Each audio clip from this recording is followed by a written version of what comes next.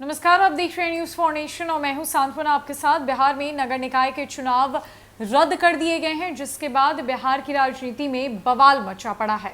जहां एक तरफ बिहार में होने वाले इस नगर निकाय चुनाव की नामांकन की प्रक्रिया पूरी कर ली जा चुकी थी, प्रत्याशी मैदान में उतरकर एड़ी चोटी का जोर लगा रहे थे। सबसे पहले मतदान 10 अक्टूबर को होना था, लेकिन मतदान से ठीक 6 दिनों पहले ही पटना हाईकोर्ट का फैसला सामने आया और कोर्ट के फैसले के तहत फिलहाल बिहार में नगर निकाय चुनाव को स्थगित कर दिया गया है। और अब इस स्थगित होने के बाद चुनाव को लेकर कई तरह के सवाल खड़े किए जा रहे हैं, बिहार सरकार पर कई तरह के आरोप लगाए जा रहे हैं। इतना ही नहीं, बीजेपी भी बिहार की महागठबंधन सरकार पर, खासकर नीतीश कुमार पर बेहद हमलावर है। बीजेपी का कहना है कि नीतीश कुमार अति पिछड़ों के नेता हैं, वो आरक्षण चाहते हैं सिर्फ बिहार में, और इसी का नतीजा है कि बिहार में नगर निकाय के चुनाव टाले गए। तो वहीं दूसरी तरफ बिहार सरकार पटना हाई कोर्ट के फैसले को सुप्रीम कोर्ट में चुनौती देगी, जिसके बाद नया फैसला सामने आएगा। लेकिन आज हम आपको वो वजह बताने जा रहे हैं जिस वजह से बिहार में नगर निकाय के चुनाव अचानक से टल गए, जिसकी तैयारियां पूरे जोर शोर से चल रही थी। प्रत्याशी से लेकर बिहार सरकार के कई खर्चे हो चुके थे, मतदान होना था, लेकिन 6 दिन पहले आया ये फैसला सबको चौंका दिया।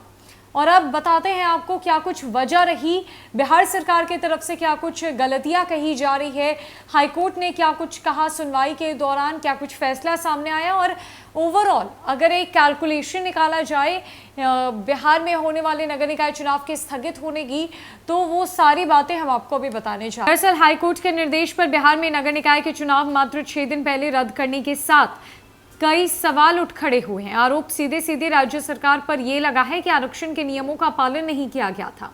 जिस सर्वेक्षण या प्रामाणिकता की बात हाईकोर्ट से उठी, उस संदर्भ में बिहार सरकार की तरफ से मजबूत आधार या यूं कह ले कि पुख्ता सबूत नहीं रखा जा सका। राज्य सरकार की ये असमर्थता ट्रिपल टेस्ट के दायरे में सामने आई। ट्रिपल टेस्ट का ये मसला वर्ष 2010 में सबके सामने तब आया जब कृष्णमूर्ति केस को चैलेंज किया गया। इस केस का आधार यही था कि बिना सर्वे कराए केवल वोट बैंक के लिए चुनाव में आरक्षण का प्रावधान कर दिया गया है। लेकिन इस निर्देश के 12 वर्ष के बाद भी कोर्ट के मानदंड के अनुसार आरक्षण हेतु गणना को पूर्ण नहीं कराया गया, मगर निकाय के चुनाव की घोषणा जरूर कर दी गई। निर्देश यही था कि आरक्षण निर्धारण के पूर्व एक कमीशन बनाकर संबंधित जातियों का डेटा जमा करना था। साथ ही नगर पालिका की कुल जनसंख्या में पिछड़े कितने हैं और ये प्रतिशत क्या है, बस इसी का आकलन करना था। यहाँ ध्यान ये रखना था कि किसी भी हाल में ये अपर सीलिंग 50% से अधिक नहीं हो। हालांकि सरकार ने अपना तर्क इस ट्रिपल टेस्ट के बरकस रखते हुए राज्य सरकार ने ये बहुत पहले ही से ही कर लिया है। राज्य सरकार ने काका कालेकर की रिपोर्ट को सामने रखी, फिर मुंगेरी लाल बैकवर्ड कमीशन और ईबीसी कमीशन की दलील भी दी, मगर इस संबंध में जब डेटा मांगा गया तो बदले में किसी अखबार का कतरन दिखा दिया गया। इससे हाईकोर्ट नाराज हो गया और नगर निकाय चुनाव पर रोक लगा दी गई। बताते चले कि देश के प्रख्यात पत्रकार और राजनीतिक विशेषज्ञ इस मामले में साफ कहते हैं कि सरकार ने संविधान और सुप्रीम कोर्ट के निर्देश की अनदेखी की है। ना तो कोर्ट और ना ही संविधान आरक्षण के विरुद्ध है, बल्कि उनका निर्देश ये है कि जिसे आप आरक्षण देने जा रहे हैं उसकी प्रामाणिकता पंचायतवार तो देनी होगी ना। ईबीसी के 20% आरक्षण को किसी भी पंचायत में फिट नहीं करने देंगे ना।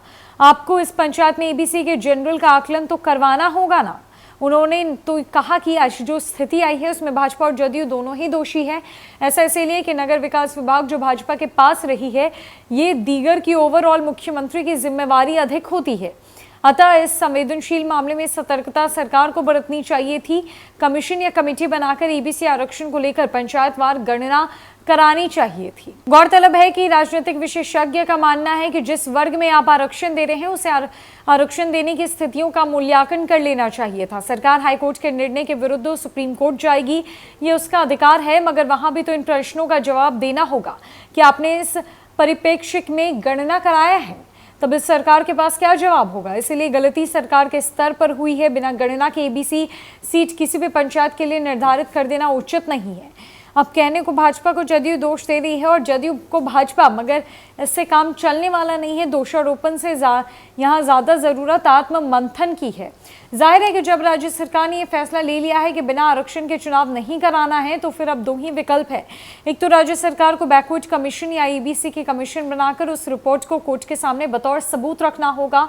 वो जो डेटा उपलब्ध करा सके जिससे पंचायत की पूरी जनसंख्या का जातीय परिप्रेक्ष्य में गणना को समझा जा सके। किसी अखबार की खबर के हवाले से प्रस्तुत आंकड़े कोर्ट के लिए सबूत नहीं बन सकते। दूसरा रास्ता यह है कि सरकार अपील में जाए और फैसला आने का इंतजार करे। ऐसे में चारा घोटाला के मामले में सरकार में अपील में गई और फिर कई वर्ष गुजर गए फैसला आने में। बिहार में नगर निकाय के चुनाव टल चुके हैं और आरोप प्रत्यारोप का सिलसिला शुरू हो चुका है। बिहार में इस चुनाव को लेकर बेहद बयानबाजी और राजनीति देखी जा रही है, लेकिन अब जो सवाल है वो नीतीश सरकार पर उठ रहे हैं, साथ ही साथ भाजपा पर भी सवाल उठ रहे हैं, क्योंकि नगर विकास विभाग भाजपा के पास रहा है और ये एक बेहद अहम विभाग है। अब ऐसे में जदयू और भाजपा दोनों ही दोषी करार दिए गए हैं, लेकिन अब जब राज्य सरकार हाईकोर्ट के फैसले को सुप्रीम कोर्ट में चुनौती देगी, तब देखना यह है कि सुप्रीम कोर्ट का क्या फैसला सामने आता है। फिलहाल के लिए इस अपडेट में इतना ही। इनके अपडेट्स के लिए हमारे साथ बनी रही न्यूज़ फॉर नेशन में। नमस्कार।